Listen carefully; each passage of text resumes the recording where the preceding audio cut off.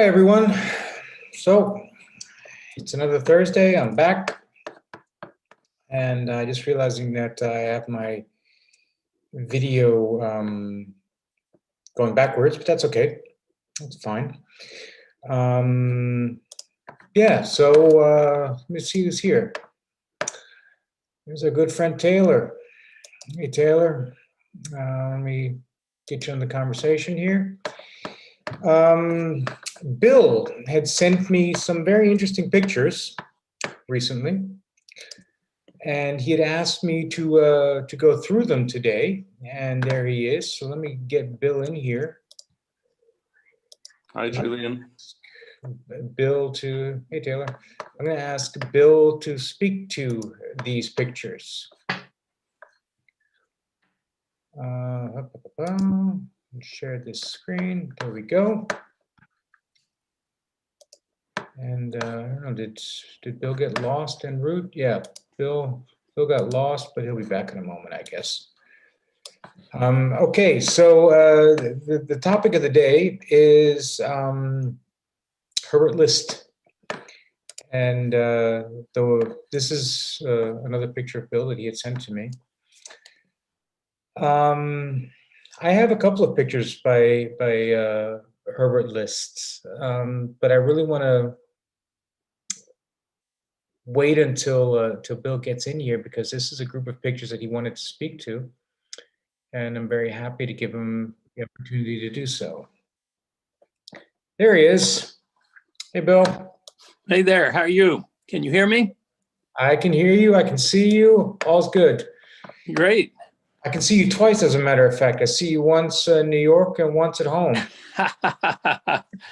Well, this is fun. You said that you would let us maybe offer a few of our favorites, and I thought perhaps a German photographer, one of my very most favorites, Herbert List, would be good to talk about. Yeah, I think it's a great idea, and I welcome your insight, and I thank you for sending the pictures. I apologize for not getting back to you earlier, but we're here now. And well, if this works, that's good. In 1989, I was the keynote speaker for APAD when it was in Washington on theme collecting. And now maybe 11,000 photographs later, most of which deal with classical imagery, classical subjects, or classical approaches to photography. I still am in love with the topic. I didn't get to see if Andy Zagady-Mazik was with us today. He said he can't make it because he's got another meeting at exactly the same time. Okay, well, in about that year, 1988, I think it was, he curated a show from my collection at Emory University and gave a lecture on Victorian travel photography to classical places. And of course, he's a professor of classics at Wesleyan, so it comes naturally, I guess, to him. And then 2 years later, he curated a show at the Tampa Museum of Art, where I live, that then traveled to 6 museums. And so Andy's an old friend, and we've been in touch. We've even occasionally shared auction lots where together we bid on something that came up, say, at Swan. So if you'll flip on through these, I don't know how to change the picture. Just let me know when you want me to move on. All right, let's see the next. Clearly, I loaned to many museums from my collection. I had a large show at the Nicholson Museum in Sydney in about 2012. And it had a hardcover catalog. And if anyone's interested, you can simply Google classical nude photography Sydney and you will find it. Or you can go on academia.com and see the whole content of the 150-page catalog. Anyway, this is a lecture I gave following that on the classical nude in photography at the University of Florida. But I've spoken from Oxford to Sydney on the topic, including the Getty Museum. Lovely. Excellent. Next. All right, here we get to Herbert List. Herbert List was a German photographer born in 1903, died in 1970, I believe, and he has become a favorite of mine. Some years ago, I had a show at the Florida Museum of Photographic Arts, and I was able to hang 12 photographs by him from my collection, a few of which I'd already given to other museums, but they loaned them back so I could reunite them for the purpose of the show. And at that time, there had been no larger show of Herbert List's work in America, except for a retrospective show and one at Fahey Klein, which represents the estate. And so 12 doesn't seem like that many, but those obviously were some of my favorites. I'd been after one of them for, I guess, more than 10 years, and it arrived 2 weeks before the exhibit, so I was able to include it. Excellent. All right, next. What I thought I might do is point out a few. This is a vintage one from 1960 that List took in the Naples Museum. And you see the woman looking back at the colossal nude that was found in the baths of Caracalla, a Roman copy of a Greek bronze. And the subtitle of the photograph is called Flirt, which I thought was great fun. That's a vintage image. I've since given it to the St. Petersburg Museum of Fine Arts. Next. I'll go through these quickly. This is one Sunion, a Greek temple south of Athens, where Liszt, who was gay, took this picture of a young man in front of the temple. And he is not trying to document either the young man or the temple, but to create sort of a classical image that evokes antiquity. He did not go in for the panoramic landscapes. He usually focused on details. And I've given that one also to the Museum of Fine Arts in St. Petersburg. This picture has a great balance of tonalities in it, and oh, he has wonderful technique. The estate prints I find are quite satisfactory, and occasionally I'll have a vintage image. Yeah, this is quite an extraordinary image. It is. It's famous in the literature of the 20th century photography of Greece, and also in LGBT studies, although it's not explicit. Yeah. Herbert List was gay and was in Berlin with Steven Spender and all of that crowd in the 1930s, in the days of cabaret and what have you. And he fell in love with Greece and then Italy, and later he died in 1970, but later collected old master drawings. But it's his photographs that span from the 1930s to the 1960s that I find really magical. Absolutely. I put one picture into this group, which is from my collection here, which was in my last show, which I put in at the end, just on the entire topic of subtle sensualities and so on. A picture that's a bit more prominent to that end. Oh yes, I've owned that picture, and I gave that one to the Tampa Museum of Art. That was taken on Delos, and that's subtitled Cleopatra often. It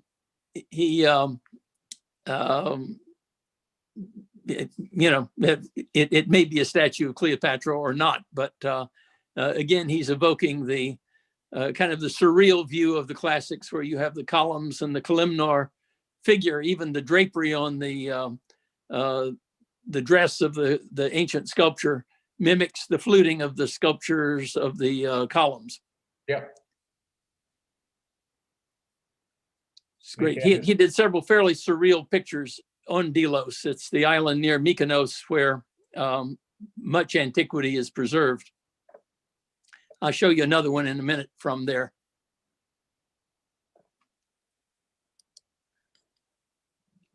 This was taken on the island of Naxos, which is not far from Delos.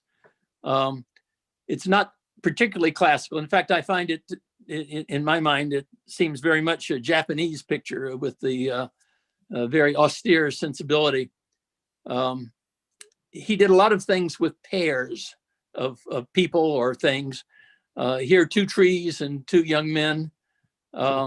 We can wonder why they are waiting or what are they waiting for. Often there's a mystery about his imagery. It's almost never explicit, but there's a homoerotic subtext to this image that I think is unmistakable. Absolutely.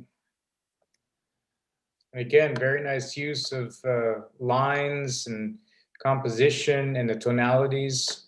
You know, I mean, it's all, well, it's black and white, so of course it's going to be gray and gray, but it's interesting to see how the tonalities here, I mean, if this background were too dark, this would all become completely muddy. But in this way, you can almost interpolate in your mind kind of what's happening inside of, you know, what's happening inside of here, which is lovely. Yes. And I think it takes a special vision to completely obliterate the sky. And I assume these were all non-manipulated images. Yeah, well, I can't tell obviously because I don't have the picture in front of me, but it doesn't look like he did anything to it. You know, I mean, like generally you would see if there were any kind of negative manipulation, you would somehow maybe see a little bit of it, you know, in these kind of borders, particularly when you're talking about such a smooth gray tone. Yeah, I have an original behind me. Well, lucky you. I don't. but none of that appears. It's an unmanipulated image as far as I know. All right, next. This is one that eluded me for a long time. Finally, the estate made one available by special request. Fahey Klein now represents the estate, and I think most of his images can be, at least his famous ones, can be found on their website. This is a young painter in the south of France, I think in 1948. And it's just that combination of a live person with the heroic ancient head that I find really compelling. Yep. Bill, is that a selenium or a platinum print? What am I looking at? All the ones I have been silver gelatin. The tonality of it looks a little different, at least through the internet. Yeah, I have the original right here by me, and hard to say. All right, another one. This was taken in Athens in 1936, I believe. My excuse for having it is that in the drapery, you'll notice that there is a column, a temple with columns that appears, but obviously it is just a delightful picture. The framing of it, the backlighting, the subject, all of that fits perfectly within what Herbert List was about.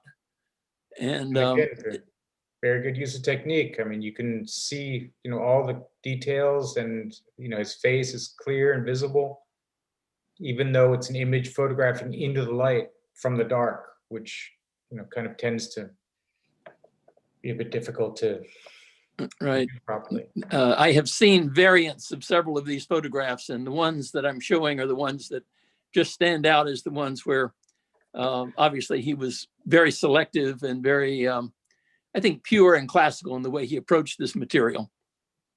Yeah.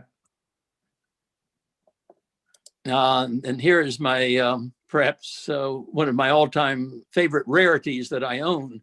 I have a vintage one of this 1946 photograph that he took in Munich after it had been bombed. And this was in the gallery where they have plaster casts. But you have here the snow that has lightly fallen on these ancient sculptures. You have the frozen stone figures. You have the light in the background with that raking light that comes through. I just find it amazing. Jeff Frankel offered it in a special show in San Francisco one time, and I was there for the opening, and I was just captivated by it and wanted it. And to my right was Tom Henson, the curator of photography from the Cleveland Museum.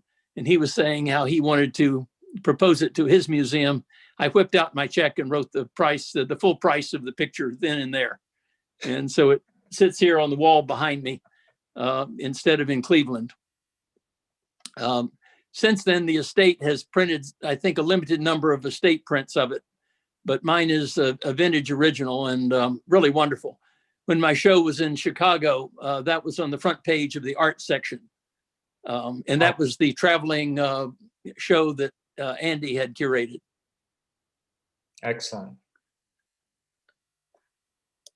This is my most recent Herbert list. Magnum made it available. And again, the pairing. Here you have what seems to be simply a lake scene. I think it may be Lake Lucerne in Switzerland. Might as well be Santorini, since he did work in the Greek islands. And it seems to be just a still life, but it seems to me also that there is a subtext here of two sunglasses for men in conjunction with one another that makes you wonder, why did they take their glasses off and where did they go and what are they doing, sort of thing. He also did other pairings, such as two bicycles leaning against one another on the beach. Often you see that pairing of things, and I think he's suggesting much more than just the objects as he took the photograph. Beautiful. I really enjoy how the background also plays perfectly well with the shading of the glasses in the foreground. So the one on the left is light with a light mountain in the background. And yeah. Absolutely. Is that all of them? Here's one that I brought along, Oh, good.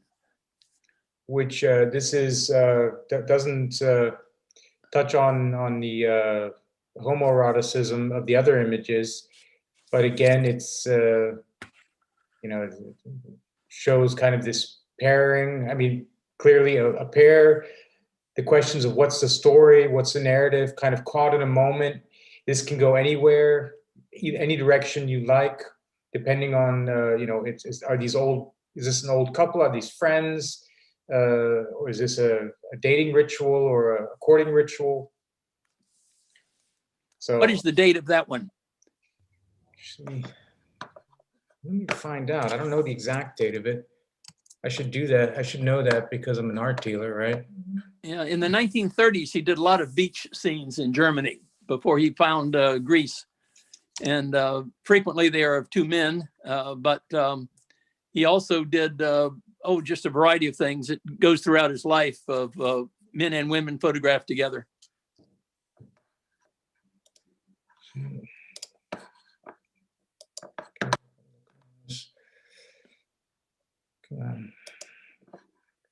I'm busy. Oh, well, you're right. You guys aren't seeing what I'm seeing right now because I'm not sharing my whole screen. Let me find this picture real quick and then I'll bring it up.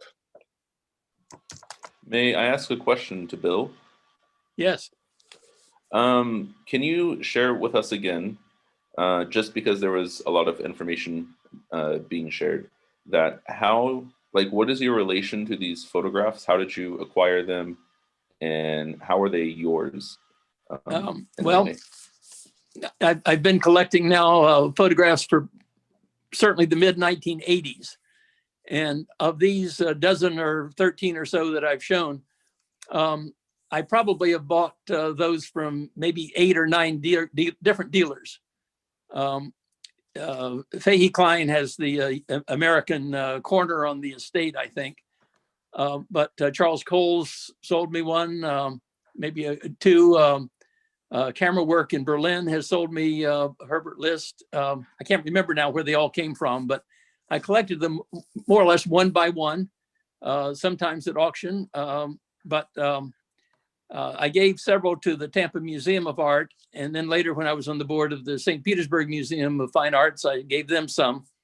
But I don't know if you can see me now. I can't see what you're seeing. But behind me here are a whole series of 6 or 7 that I still just haven't been able to part with. So then you were just a personal collector of, like, a personal art collector then? Yes. Okay, great. And I like him a lot. I've collected some other photographers in depth, but for the period between the wars, I think I probably have as much of Herbert List as I have of anyone. Okay. It's an interesting period that's I think going to become really interesting, and like the 20s and going into the 30s is going to be a big focus internationally on European artists, particularly German artists, because of, you know, the context where we are now, all the parallels to 100 years ago, not just the pandemic, but, you know, also, you know, there's a number of other things that are happening right now culturally and societally, which do find some form of parallels inside of that time of 100 years ago. So it's going to be really interesting to see where this material goes. That includes your grandfather. Yes, indeed. And you know, the interest in August's work has remained. It's actually quite extraordinary. And I, you know, in the conversations I've had, particularly with younger artists, they are finding their way back to that body of work because of his clarity in how he portrayed people. I Well, mean, you know, that's kind of what he's famous for. So there are many things that come out of it. Give me a second while I reach for this one. When Bruce Weber was asked by Calvin Klein, whoops, now falling off the wall. that's what frames it for.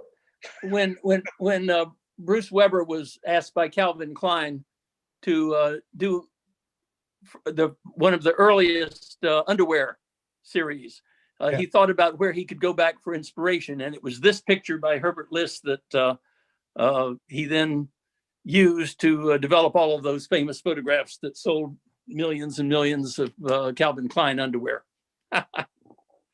Well, there's you know, there's some. It was a beautiful process when photography and photographers started to step into the medium, not as a sketchbook, but as a means to an end itself.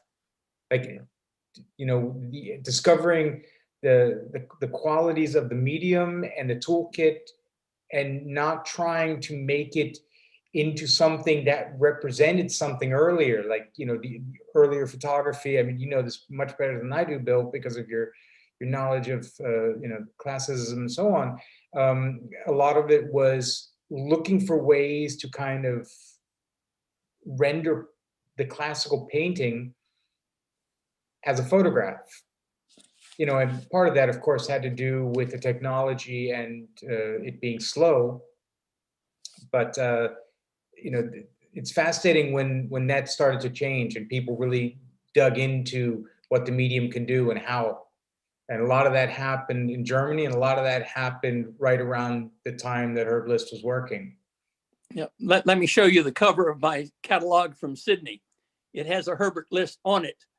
And at first look, it seems to be of a live model, but in fact, it is of a terribly damaged sculpture that was found in the ocean near Greece. And it now is in a garden in the backside of the Acropolis, of the National Museum in Athens.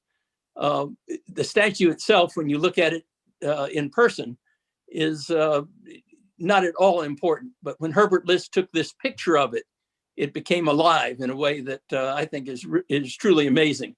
And it is his use of photography that discovers the subject here and really makes it almost alive. And it was felt to be important enough in Sydney that they did a 12-foot high blow up of it in the gallery as kind of an introduction to the show. Wow. That reminds me a little bit. But it is the photograph that makes that thing come alive, because the sculpture itself, I've seen the original, is nondescript. You would walk by it. But when List takes the picture, it is truly amazing. Someone who picked up on that ability is a photographer named Richard Pear, who I know from the 80s. I mean, he's still active. You know, he's a curator. He's still a photographer. And he did a series of photographs of sculptures in, I think, Tokyo, if I remember correctly. It was a very long time ago. I saw these pictures in the 80s. And when you saw them, it looked like somebody had just taken all the color out of these animals that were actually moving. Like they looked alive, except that they were all made of marble. And that it reminds me of that entire, you know, the idea that photography, again, you know, this being a photography gallery show, photography being able, or being a toolkit which allows a photographer to bring things to life that aren't living. I think that that's an absolutely fundamental thing that photography can do, which doesn't exist in other mediums, not to that extremity. Photography can capture, you can create emotional experiences with random inanimate objects in photography. And I think that that's really quite extraordinary, because it, kind of gives insight into how the people who are looking through the camera see the world. So you take the journey with the person, you see the things that way, and it's a huge discovery process. So yeah. All right, that's it. I didn't want to take up too much time, but I appreciate your letting me show those. A collector always loves to share. Yes, and they're wonderful pictures, Bill. Thank you very much. And to everyone else, and anyone else out there who's not here listening but is out there listening, if you have bodies of work you'd like to show in a similar manner, let's do it. I think this is I can give you my opinion all year long, but at some point I'm going to have told all of my jokes. Somebody else has to come along and tell something. So how is everyone? Bill, did you get your second shot yet, or when is that happening? I did. I'm now fully vaccinated against COVID. Excellent. Because I am old, we had a priority in Florida. And it all went well, and I had a sore arm for a couple of days, but no bad effects. And it's such peace of mind to know that I can go out somewhere, still wearing a mask, but knowing that I'm unlikely myself to get it. Yeah. Well, So I sign up as soon as you can. Yeah, I have to say on that score that I feel safer every time someone else gets vaccinated, just because there's one Yes. less person who might be transmitting it. So congratulations. yeah, I've been watching the numbers go down. It's there's one side I look at, and the main measure that I take into consideration is the number of intensive care cases. Right. And that number went down last week from 112 to 106,000 worldwide Good. in a week. So, that's it's movement, They are learning better how to treat it as well. It's not just the vaccine. They're learning how to handle you when you're in the hospital. And so many of the early cases were put on the ventilator, and so many of those never came off the ventilator until they died. Yeah. They can avoid that now a lot of the time. Yeah. How's the vaccination effort going in Germany? Is that rolling out well? I sit at home, we're in lockdown. So, Germans are very, very precise. There's this joke, we say Germans are the better Swiss. It's a running gag. It's going well. There's a lot of there's too much politics in it right now here in Germany. Okay. The conversation Well, here too. surrounding it, and it's kind of nice to see Biden making an example of not really getting into the the who's right, who's wrong conversation, but just kind of moving forward and saying, okay, we need to get this done. This is how it needs to happen. This is what's going on. Kind of like Andrew Cuomo did when the whole thing started to go south in New York last spring, where he would just come out and just talk honestly and straightforward about it and say, this is what it is. And I think all of the governments in the world could do greatly to, follow suit and just, address it as what it is, a problem that we have to deal with. And not a signal that anyone's making huge failures or huge successes, because we're all new at this. So, it's not like anyone can really go out and, claim the prize for having been smartest. Well put. Anyways, yeah, so we're hoping that sometime soon, the gallery is going to be able to open up again. It's all kind of in the air. We're hoping that maybe next week things will open up again. Austria's open. And as soon as we're open back up, then I can start doing shows again from the gallery. which I think would be a better place to do it. So let's hope. And I don't know, for any of you who are considering coming to Art Cologne, it's been moved to November. Although Art Cologne's not really a photography fair, but it's certainly an interesting fair to have a look at, and it's going to be right around the same time as Paris Photo. So if anybody's interested in coming to Paris Photo, it may be worthwhile to plan a trip to do both. Does your museum have a big collection of photography? I don't know it if they do. The Ludwig, yeah, the Ludwig Yes. has, well, Cologne has a lot of photography. I mean, it's the August Sander archive is the one that my dad built many, many years ago, like over his entire lifetime, and sold in '92. Well, paperwork says '93. 1st of January '93 is when the contract went into effect. So, whatever. And then the Museum Ludwig has the Fotorama, I think it's an Agfa, the Agfa Fotorama, which is quite a large collection, more focused on the craft of photography, but it has some extraordinary works in it. Plus, they have a photo department, and they've had a photo curator for, decades. What was his name? I'm so bad with names. Anyways, Miriam Swastis, the current photo curator there. Essen has, a fantastic collection, which was built by Ute Eskildsen, or primarily by Ute Eskildsen. And and they're not very far. Like Essen's about an hour from here. Düsseldorf has the Kunstpalast, and of course the Düsseldorfer Schule with all of the, Gursky and Thomas Ruf and Struth and, all the Düsseldorfer guys.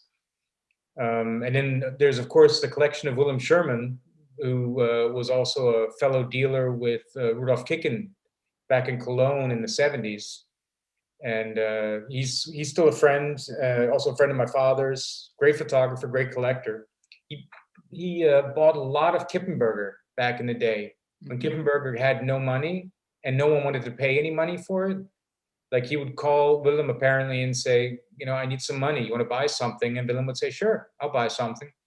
And he bought pictures. And at some point, all of a sudden, Kippenberger went through the roof, and he found himself in a very different financial position. He went from being a guy who kind of, counted the cents to make sure he could have enough money to buy the next picture, to having quite a substantial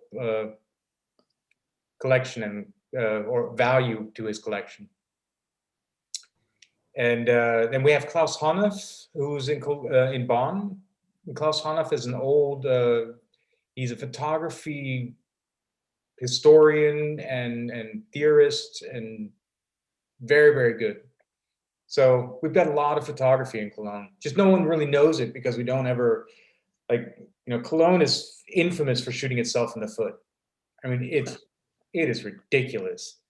Like, if you can find 5 ways to do something wrong before you do it right, Cologne will tell you the 6th after having done the 5.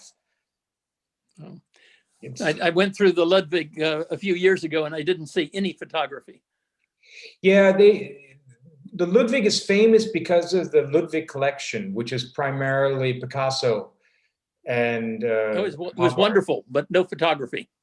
Yeah, it's been a big challenge because the Chivior, Mr. Chivior, the current director, and Kaiser before him, I think it was not Thomas, it was what's his name, and before him was Kaspar Koenig.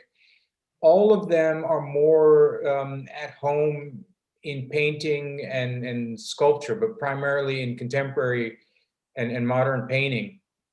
And the Bodo von Davids, sorry, that's the name of the photo curator, the old photo curator who passed away a couple years ago. Bodo von Davids was a big fan of Schargesheimer as well.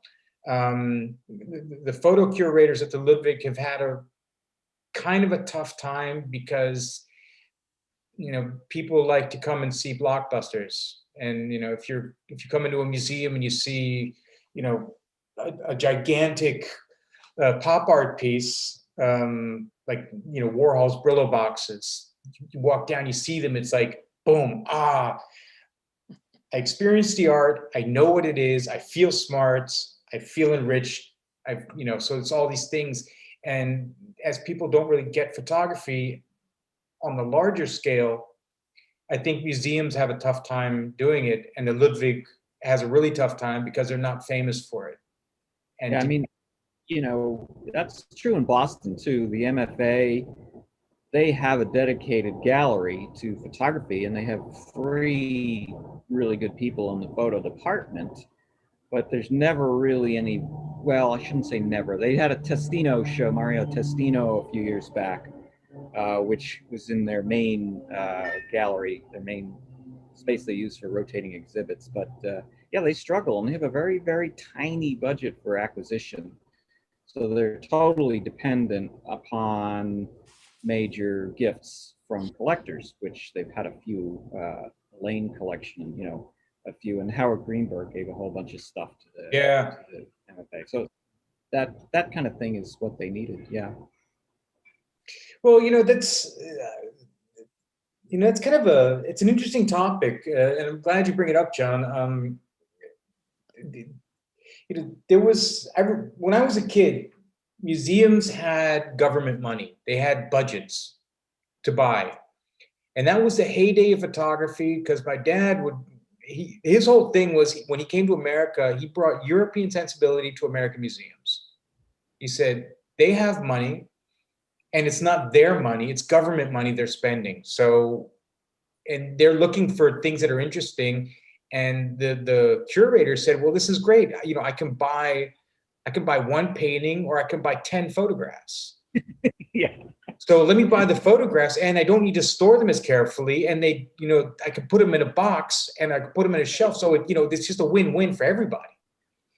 And so that time shifted, and the sponsorship changed, and there was something kind of genius about the idea of getting sponsors, and kind of the Medici idea, to come in and sponsor the artwork and be able to do tax write-offs with it, which I think inherently is a really good thing, if the intention of the person gifting is proper, and the focus is proper.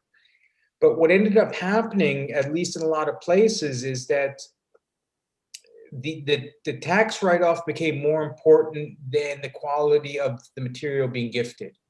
It wasn't about supporting, like, people weren't buying things to gift as a support for the museum as much as they were buying something that they could verify was high value to get a higher tax write-off. Right. And that kind of came in with, the auction market booming, ArtNet came along, and so people started to be able to, or the market started to be able to reiterate names and styles and work groups, or periods, epochs, and kind of cook it down into almost taggable things, like bits of knowledge which were easily understood.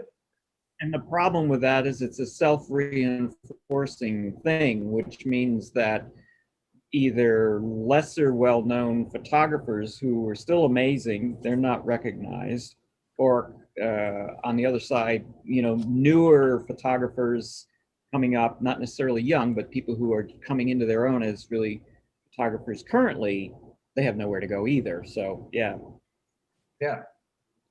And that's, this is the grand dilemma of the gallery now. Not just my gallery, but any gallery.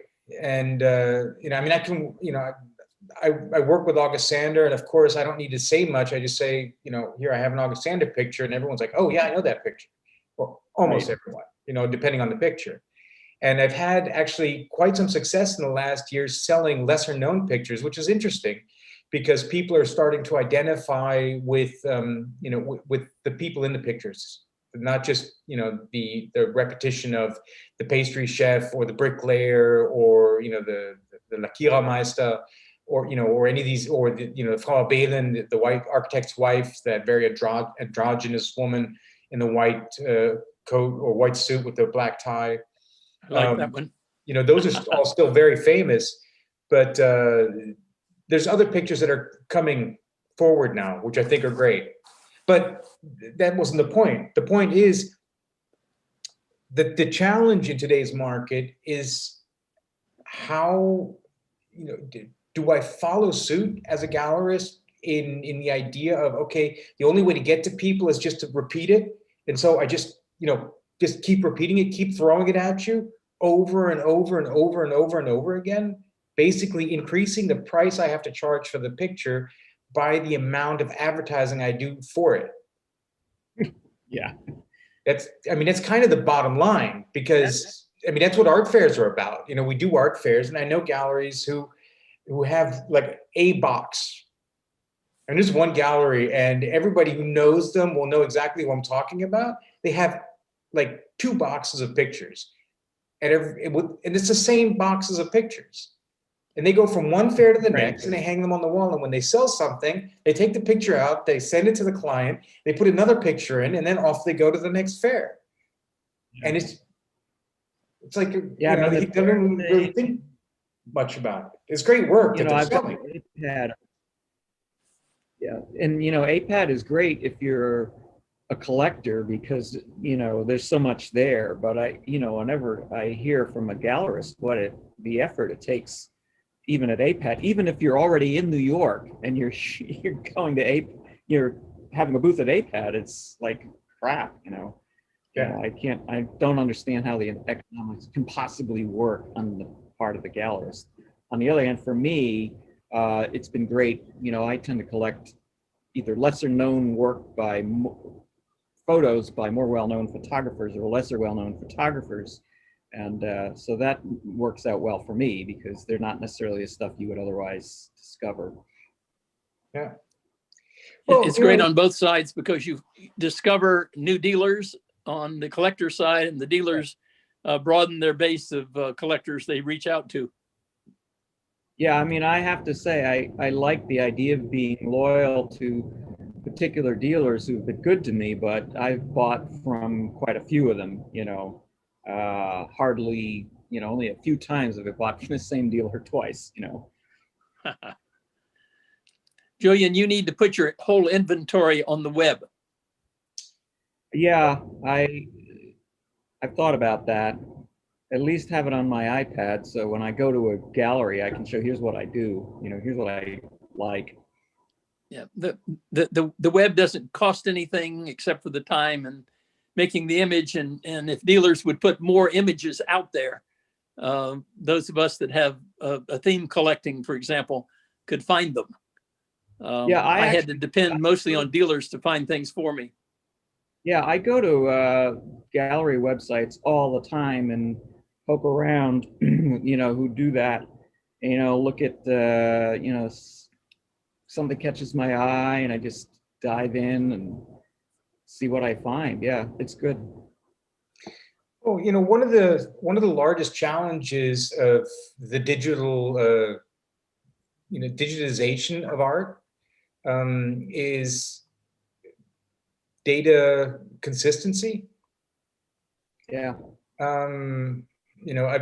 My family has spent decades kind of fixing bits of news that are printed somewhere about August Sander or about our family, and none of this is really malicious. It's not like people say, oh yeah, he was, an axe murderer or something.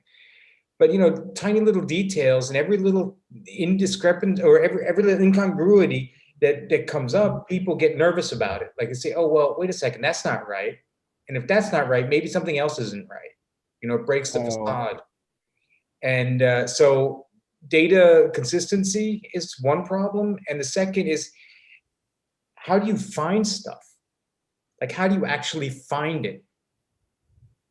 Because the inventory I have has about 16,000 works in it. Wow. A bunch of that, it's almost all photography. I'd say 95% photography. And a bunch of that is Sander edition prints that my dad did in the 90s. So that's maybe, you know, I don't know, like 40% of that, because that's how he did the editions. So, and I sell them, and I still do, and they're great actually. But for the rest of it, it's very broad, and I can't say, you know, it's connected to this little topic or this little topic. Stylistically very different, age-wise very different. You know, I have works from the 1860s all the way up to 2020. And how would someone actually find that? You know, there's things like Artsy, Ocula, First Dibs, and so on, which are varying degrees of slickness and beauty and centralization. But I was having a conversation with my representative at Artsy today, and I said, you know, it's an impossibility.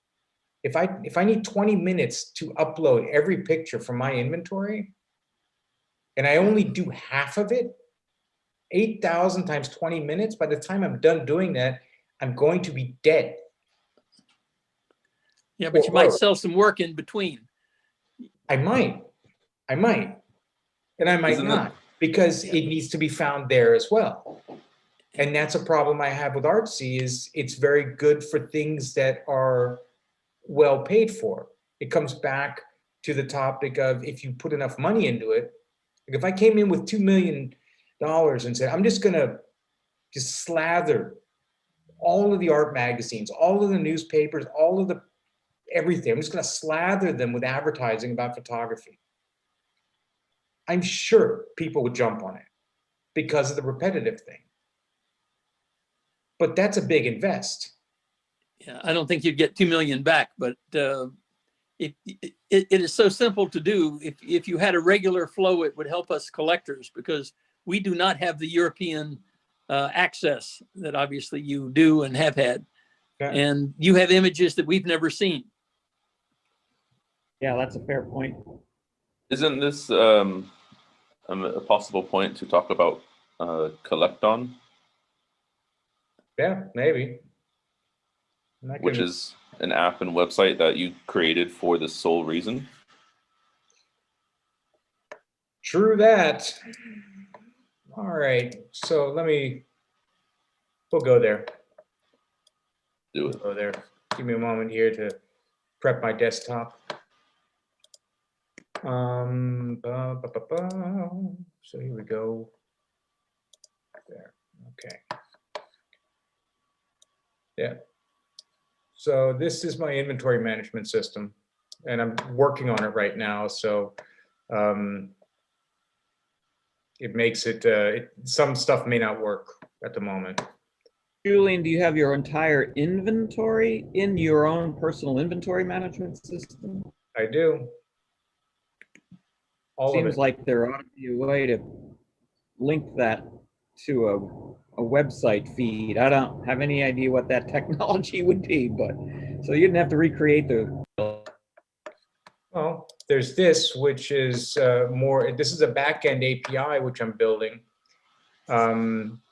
This here, what this does is, where is it? Exhibitions. So these are all the exhibitions that are running kind of worldwide currently.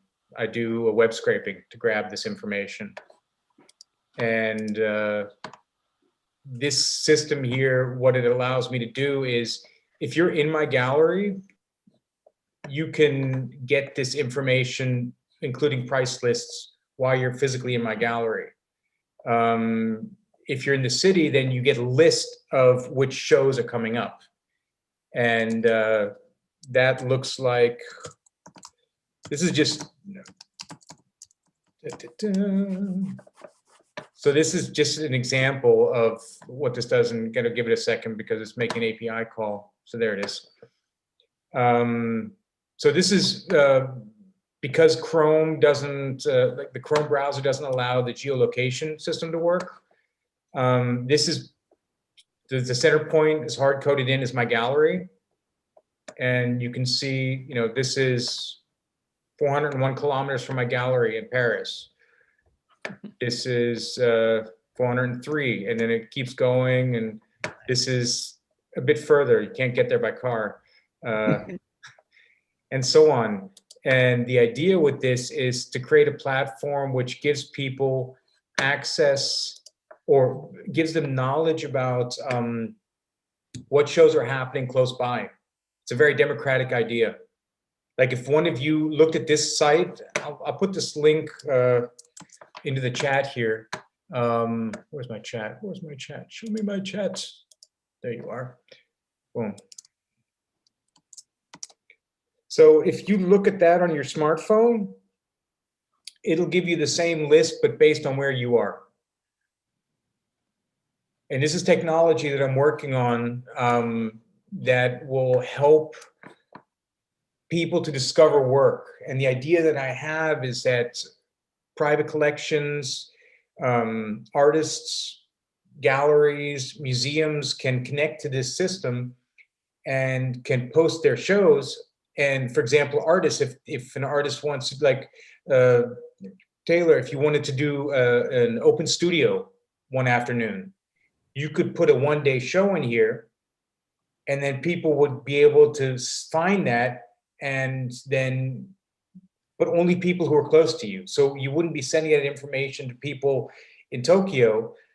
It would just be people who are kind of in your area who would be getting that. And you know, it's not done, clearly. You know, I've spent the last years building the system, and all Julian, of, like, the exhibitions that I have here are posted directly to here. so And this is kind of the way, like, if I do that, it sends the show to the art register. as a small bit collector, does your system allow, like, if I was looking for certain kinds of things, for you to temporarily put 10 pieces in a space that I could look at them? Is that the kind of technology it's capable of? Yeah, it does that too. It's, let me see. I'm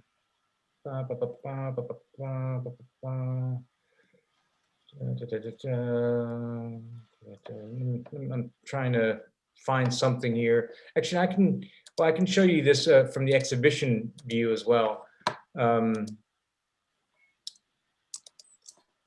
So, right, you guys, my tab is stuck behind there. Okay, so this is just a really simple public viewing room for this exhibition, which means that you could, like, here, now what I'll do is I'll copy this, and I'll put this in the chat as well. Where's the chat? There it is. And this is, you can go here and see this exhibition. And I could also go in and, for example, say, all right, demo. I'm just going to show off a little bit here because I can. I've been working on the artworks rendering, so I'll just put some of these pictures into the clipboard. Here, this is a great picture. Sorry, these guys are jumping around a lot, but I had to do this with the resizing because like this text here, if it only was on rollover, then half the text you wouldn't be able to see it. So, right. Okay, so I have that, and then wait a second. All right, that's another one of those things that I've been working on. So there we go, and then view. So here are the works. And then I, for example, go here to create transaction. Demo, and then I'm going to sell myself pictures. It's always good business. I know where to find myself. Right. Add some text here. It's hard to make a profit that way. It depends on if you're talking to my right hand or my left hand, or my right pocket or my left pocket. Okay, so I have this then, right? And then if I wanted to send one of you or all of you this, you would get this viewing room, which would then have the works in it. Yeah, that's really cool. And then this, of course, the good thing about this is, like, I mean, you know, obviously this, I didn't adjust the prices or anything here. So I saw that one of them was in at 0, which means that needs to be fixed. But, you know, there's things that I did here, like, for example, all of this information here, the price information, like if I go in here and add a price, and these are all these little details that I did as a dealer. 500 euro, including VAT, and then I have my different VAT rates. I can set the currency to whatever currency I want. And the system has a central currency and a transaction has a currency, which means, you know, this has to do with multiple owners for artworks, which sometimes, you know, I mean, this is actually quite common, you know, that for more expensive pictures, people will spend money together, buy a picture, and then sell it later and split the profit accordingly.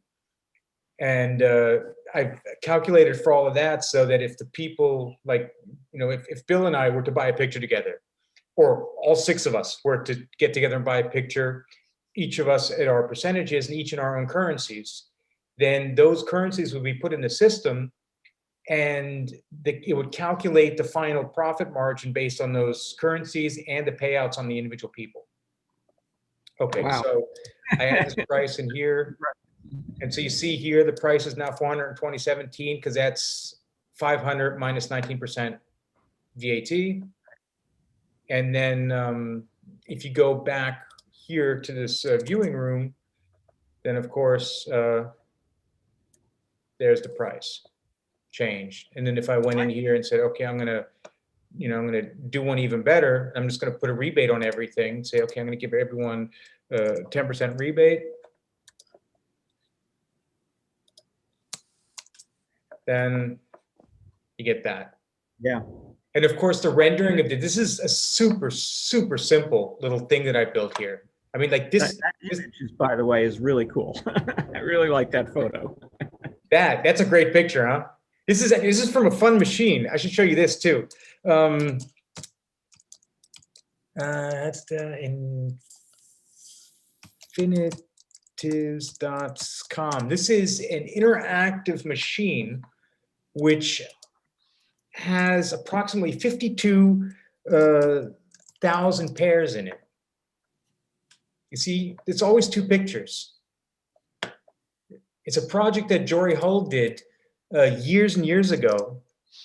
We worked on this together, and he gave me a batch of pictures digitally, which we then put into I wrote a program for this machine. So this is actually a framed picture. It's a framed computer.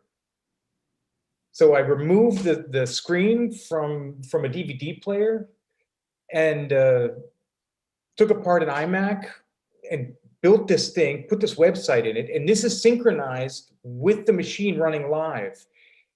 And each pair is only shown once in the machine. Once the machine is done showing all of its pairs, then we destroy it. You know, it's all part of this process that we're doing. And so it's always these random pictures. And that won't work. Is the random pairing you're picking? Yeah. Like I wrote all of the pairs. Like I random, basically what it does is the machine knows how many pictures are in the machine, and it picks a number between 0 and the number left. Got it. Right. And they're really fun because Jory, what he did is he took a lot of time figuring out which pictures of his work together. So it's not, you know, they work. It's very intentional. The pictures almost all work well in pairs. So it's a very meta sort of process oriented way to create art. I like it for. Yeah, it's, it was part of an exhibition in Aalen, which looked at the history of collage from very, very early all the way up to the most modern. And this was the point in the exhibition. This was the most modern of collages because it was completely random and it was mechanized. And the thing with the machine is that there's a button beside it. So there's this like glowing blue button. And if you see a pair that you like, you push the button, and then I get an email and I produce the picture. Send it to Jory, he signs it. So the only pictures that are actually left from this entire process are the pictures that people have purchased. So it also becomes its own record of valuation. And we showed this at Unseen in Amsterdam a couple of years ago.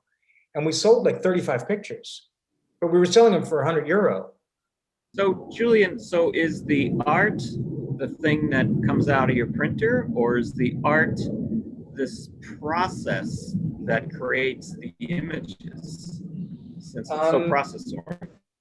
I would look at this a bit like Fioret's work. Fioret's understanding was that the art was the making of the picture, that the experience of photographing, of having those experiences and capturing those images, that is what the art was. And the object itself became kind of a relic or almost like a certificate, which is why his pictures tended to be completely destroyed because he didn't care about them. Yeah, it's almost like when performance artists have someone document the performance, it's the art is really the performance, not the photo. Yeah, like Dennis Oppenheim, or even Christo, same kind of idea. The conversation around video installation art or any kind of art that's time-based, that that has a time experience aspect to it. It always tends to come down to what you're buying is a remembrance of the experience. Although in this case, with Jory's work, it doesn't need to be only that, because in the primary market, ideally you're standing in front of the machine, it's on, it's running, you see a picture you like, boom, you buy it. And we timed it, the pictures stay up for 30 seconds. So I don't know how often we had it that people were standing there looking and they saw a picture, yeah, I really, really like it. Oh man, and then whoop, it was gone. Like, oh, but I really liked that. I'm like, too bad.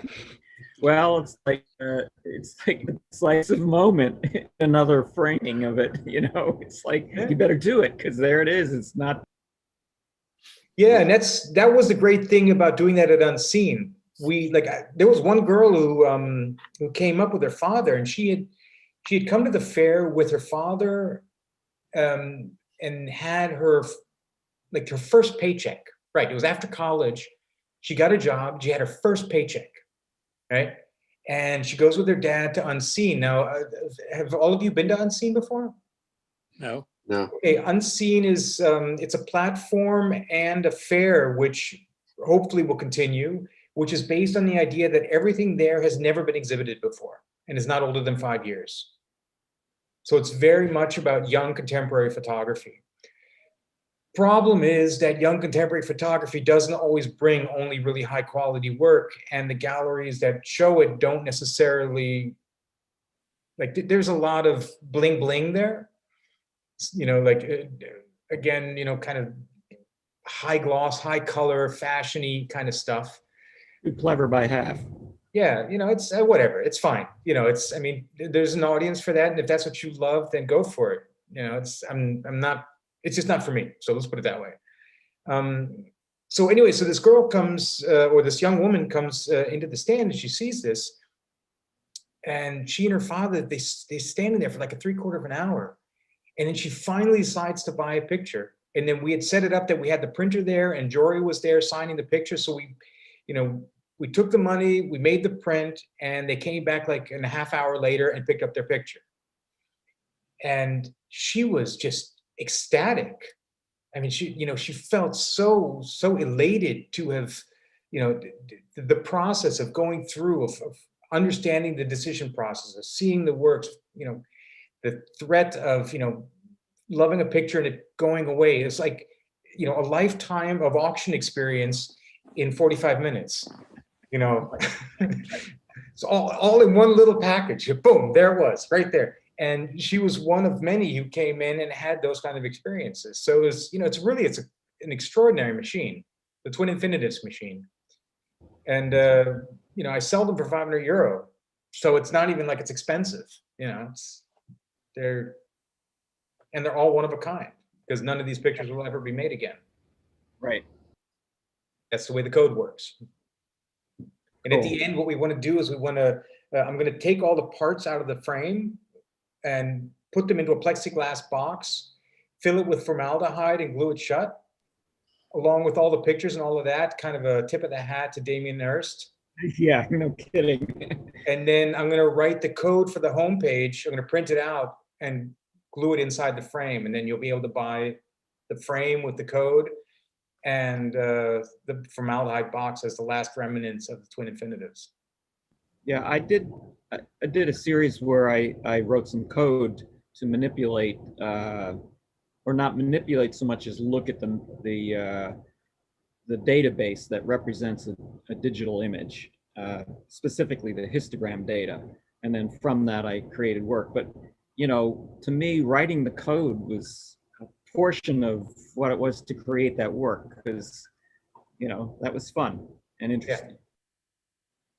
Yeah, I love coding. You know, I used to teach interactive data visualization. And, you know, so it's kind of one of my, it's like what I do. As crazy as that sounds. Like here, I mean, some of the new parts that I'm working on now.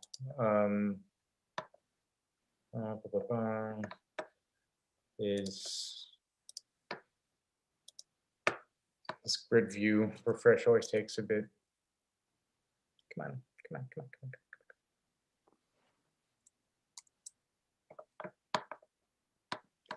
There, so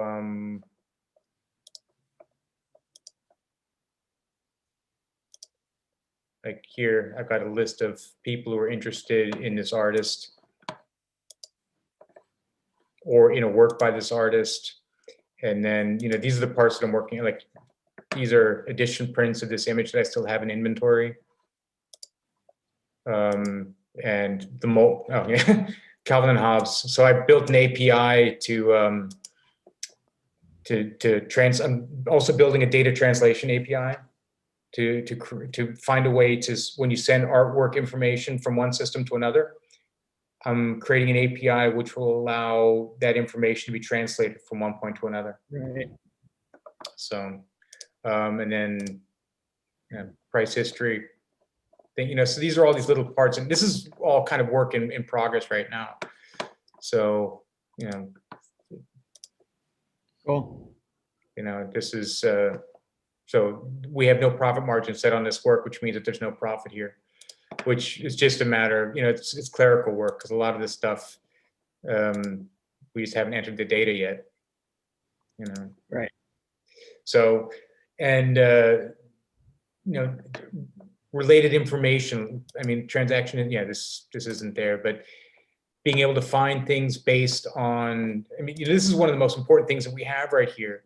Is well, all of these people are interested in the artist, but I can connect people to artwork either through artist, through an artwork itself, through an exhibition is also possible, which means that when people come into the gallery and visit a show, I can add them to the interest list for that show. And then later when I look for somebody who may be interested in a particular picture, I can find the connection because a work by that artist was in a show and a person visited that show. So there may be a tenuous interest in that work. Right. But otherwise, you would never be able to remember that. Right. Yeah, and I guess if you are working in the secondary market, that's particularly important because you might have a piece by an artist where you only have one or two, so you have to try to find a way to pair them up with a box. Yeah, exactly. You know what I mean? It's, you know, other things like, for example, where's my, all right. See, this is the problem. This is, I'm working on exactly that part of the interface, so I don't have any links to the actual views of those images. So I need to go to this interface to see that. Down here, I have editioned copies of that print and non-editioned. So you can, and then like things like location data. That's another big one, which let's see, is, yeah, there. So this is how my location tree works. You know, these, I mean, all of this is just stuff that has to do with being a dealer and coming from a long history of being a dealer. So, Julian, how do you find any time to actually sell any photographs? Doing all this coding, it's great. I sell photographs too. Most of that I do through emails, through sending people information, getting in touch with them. And, you know, like this particular kind of tool, the viewing rooms, I've been sending those to a lot of people. I had a guy come into the gallery the other day. The other day, it was months ago, but it feels like the other day because I haven't been in the gallery in months.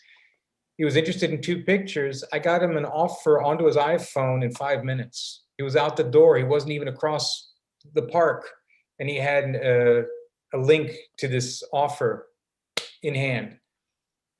And when I send it, when I send it on the phone, you get like that nice preview picture. So it takes one of the pictures out of the offer, and so, you know, it's all nice and tasty looking and all of that. So, anyways, if you're interested, I'm still developing it, but I'm happy to give you a license to try it out and help you get your data in. Interesting. Write me if anyone's interested, and anyone out there, whoever's listening into either, if anyone's interested in using the system, let me know. You know, it's. I don't know if you knew, I'm president of a small photo nonprofit, and we have an inventory of about 500 works that we're trying to sell, and we're trying to figure out how to do this. So that's in the back of my mind too, you know. I'm your guy. 500 pictures is easy. Not for us. We're all, you know, small potatoes and mostly volunteers. Well,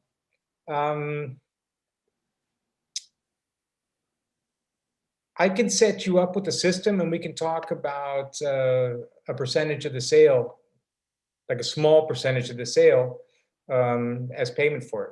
So if nothing happens, it costs you nothing. If something happens, we all make some money. Yeah, that might be doable. Let me think about it. Yeah, absolutely. You know, it's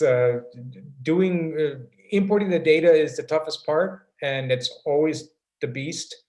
But I'm very good at it because I built it. So, you know, if you send me the pictures, I can input all the information, and then adding the information to there later, I don't think should be such a problem. Yeah, interesting. Cool. So, well, thanks for the offer. Let me think about that. Yeah, please do. And the offer stands. Let me know. And it would be good for me also to get people just to use it who are interested in using it, and can give me feedback on how it functions for them. You know, like a lot of the changes that I'm building in now come from feedback I'm getting from some of my clients. So. I just tried to log in, but I guess my password is incorrect, or I don't have an account. Oh, yeah, so it's probably because I didn't set it to paid. I have to go back in and update it, but I need to. let me get these changes into the master branch, and then I can rebuild your site, and then you'll have the newest changes. Because this is like, I was up till 2 a.m. doing Git merges to get all this code in place. And I'm still kind of in Branchville because there's stuff that I still need to fix, little details and so on. So good. Anyways, well, it's been fun, gentlemen. Bill, thank you again. It was a lovely introduction and explanation of Herbalist's work. Very enjoyable. Yeah. John, if you have something you'd like to bring in, Taylor's done a show before, but Taylor, I'm also happy to show more of your work if you want to show stuff. Thank you. Thank you. You know, and if there's any topics, bring it on. I'm game for much of anything. Hey, thanks, Julian. Sounds good, Julian. It's good seeing everybody. Be safe.